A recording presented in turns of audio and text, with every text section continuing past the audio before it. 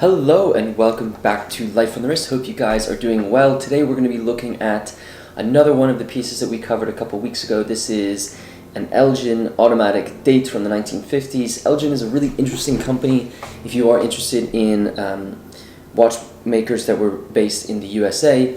Very interesting history about them, and this watch is kind of unique in the case finishing, and I think that's what really makes it stand out. So very excited to jump into this piece with you. So without further ado, let's get into it.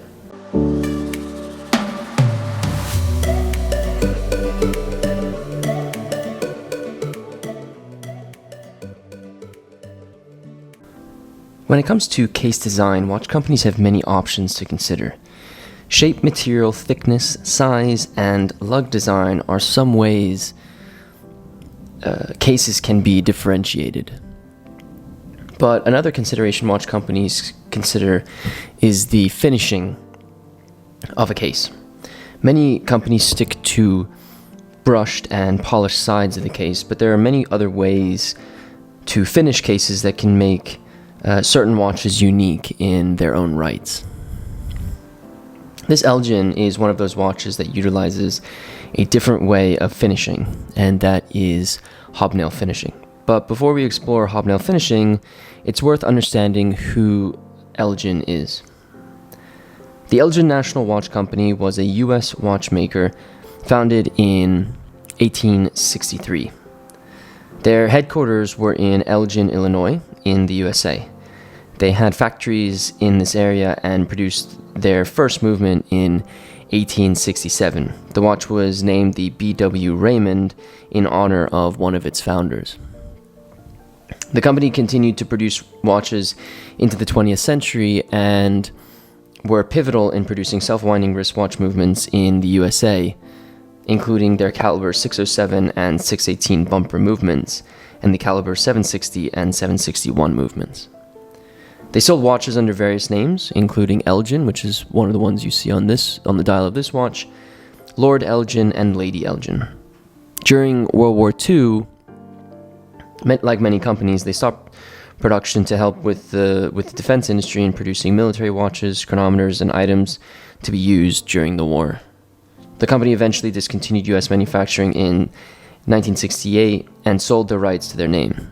There is a company who owns the rights based in Asia, but the watches that are produced with the Elgin name today are not like watches, not the same affiliation with Elgin that you see, or we've spoken about in this video so far. The watch today is an Elgin that was produced in the 1950s, so towards the end of the company's existence.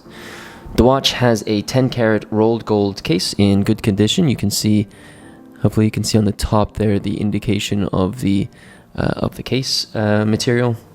The case features a hobnail finishing on the top of the case, as you can see on the corners there. The case features this hobnail finishing and has lugs that are short and sharp, so polishing is minimal, is likely minimal on this watch.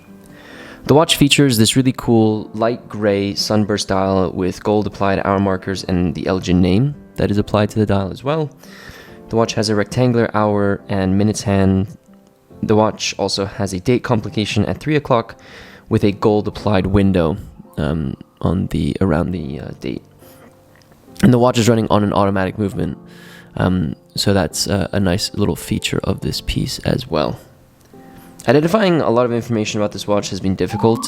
One of the things that's quite frustrating is that the case, this is a solid case back, so you actually can't get into the movement of this watch. And obviously there are no sort of markings besides what I mentioned on the case back. So identifying this piece is pretty tough, and the history and documentation of Elgin is also fairly sparse. But as I mentioned, when you look at the back of the case, there is a marking that says 10 karat RG written next to a star. This obviously indicates that the watch has a 10 karat rolled gold case, but the star actually indicates who the case was manufactured by, which is Star Watch Case Company. Star Watch Case Company was founded in 1899 in, you guessed it, Elgin, Illinois. They eventually moved to Ludington, Michigan in 1906, but clearly Starr and Elgin continued their relationship in U.S. watchmaking. What makes this an important detail is the way that they finished the top of the case. So Starr Watch Case Company obviously produced this case for Elgin, but as mentioned, they used a technique called hobnail finishing, and I'll try and get a nice clear view of what you see there. So there are many watches that use this finishing on their dials, some from the era of the 1950s, but some also in the modern day today. One of the watches that probably comes to mind is the Patek Philippe reference 5226G, which has a hobnail case design similar to this Elgin. Clos de Paris or hobnail patterns are made by creating small square protrusions on the case. This can either be done with a machine or more commonly done by hand. I'm unaware of which one it is for this, but I will say that it is done at a very high quality. On this Elgin, the pattern is done in a circular motif, which aligns the squares with the square sort of cushion-like case this watch has, and it gives it this sort of aligns with the soft edges that you see around the corners. This finishing is not as common as polish or brushed cases, so it really gives the watch a unique feel. On the wrist, you can see this watch is on the smaller side, but let me make sure I get the focus here for you. As you can see, the watch is on the smaller side. It's a 1950s style watch, but I do think that the Clos de Paris or hobnail finishing really gives it a different feel, and it's a pretty nice watch to have on the wrist. Sometimes as a collector, you want something that is a bit different than what everyone is wearing. Elgin certainly is a brand that, because they ceased to exist in the form that they were founded in, is one way of wearing something different. But if you add an interesting case finishing, one has the perfect formula for splashing out and enjoying a watch that not everyone will have on their wrist. I hope you enjoyed taking a look at this Elgin from the 1950s. I think Clos de Paris or hobnail finishing on cases is such an interesting way of enjoying watches. It really is just another level where you can kind of explore and understand what watchmakers, the lengths that they go to produce exceptionally beautiful pieces, and I think this Elgin is a great example. Obviously, this is not competing with Patek Philippe's that use this very similar case finishing, but I do think it is a nice way of presenting this finishing and allowing for more people to enjoy and experience what watchmakers can do with cases. So really enjoyed covering this piece for you.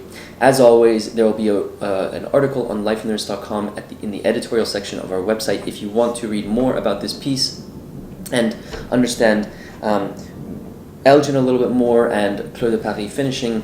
So I encourage you to go and check out our article on lifeandthewrist.com. Let me know what you think about this piece. Do you have I guess the question of the day is, do you have a watch that has Clos de Paris finishing on it? I'd love to hear if you do. If you don't, would you wear a watch that has it? That would be the question for the day. If you wouldn't mind leaving that in the comment section, it'll just help me out. And if you are new to Life on the Wrist, be sure to subscribe to the channel and share this video with a friend who might be interested in watches. And if you wouldn't mind liking this video, it really does help me out. With that said, guys, thank you so much for watching this video, and until next time.